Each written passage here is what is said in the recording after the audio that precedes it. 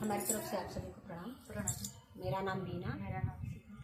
आज हम आप लोगों को प्यारा सा, सुंदर सा, अच्छा सा तुलसी जी का और कृष्ण भगवान का जब शादी हुआ है शालिग्राम का, उसी का बियाह सुनाने जा रहे हैं। आज से पहली हमारे बियाह की शुरुआत है। हमें पूरा विश्वास है आप लोगों को पसंद आएगा। चैनल को सब्सक्राइब करें, लाइक करें, शेयर करें, कमेंट में ज़रूर बताइए आप लोग कि हम लोगों का गाना आप लोगों को कैसा लगता है। अब आज से डेली आप लोगों को बियाह, गौन, बरुआ, विदाई गीत ये सब सुनने को मिलेगा। बहुत बहुत धन्यवाद।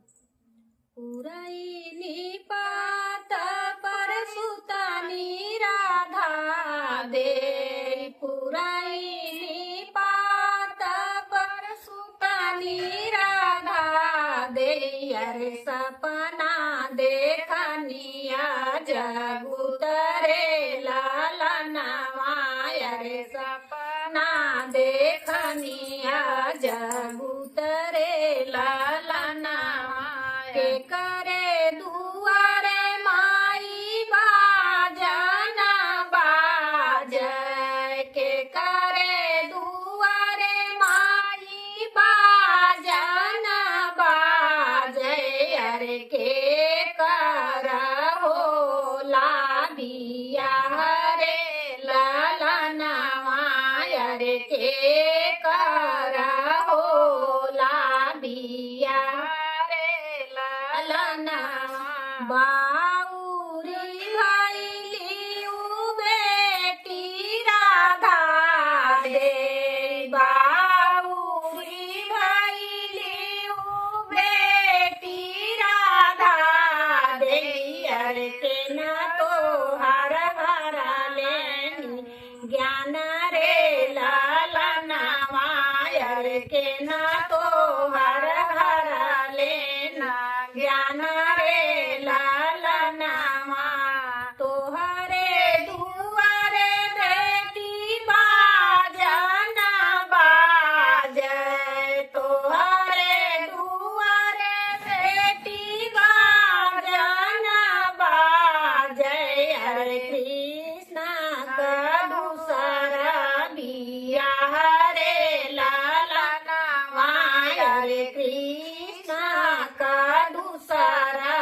बियाह रे लालनवा, भयल बियाह परल सिरा सेंदूर, भयल बियाह परल सिरा सेंदूर, हरे कृष्ण तुलसा को हबर जाए रे लालनवा, हरे कृष्ण तुलसा को हबर जाए रे लालनवा, तुलसा बियाही कृष्ण घर के लवटना, तुलसा बियाही कृष्ण घर के लवटना, अरे सुना राधा बतिया हमारा रे लालनवा,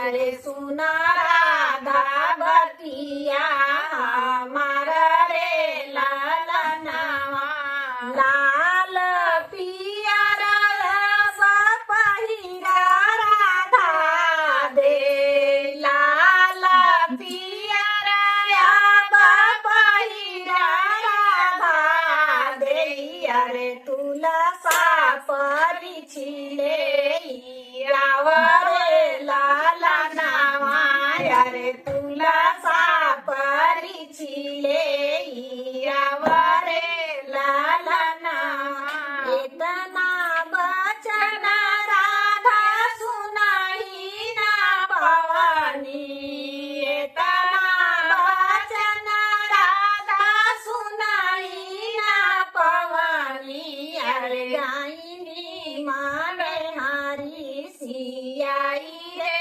लालनवा, अरे गायनी माने हारी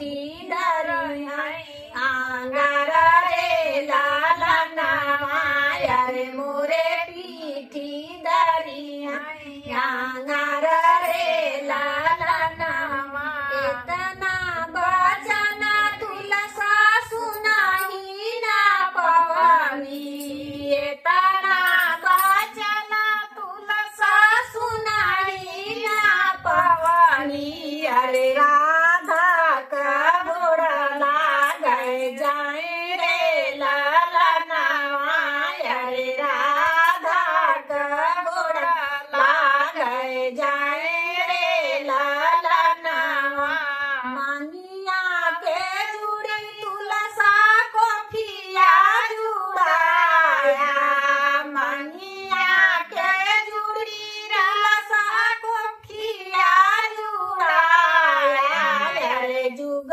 जुग बाढ़ आई बात रे लाला नामाया रे जुग जुग बाढ़ आई बात रे लाला नामा कृष्ण के सजिया कहूँ जीनी जाया कृष्ण के सजिया कहूँ जीनी जाया रे माना जे बात हमारा रे लाला नामाया रे माना जे बात हमारी रे लाला नामा। बहुत बहुत धन्यवाद। तुलसी जी का बिया है, आप लोग पूरा सुनिएगा। बहुत बहुत धन्यवाद।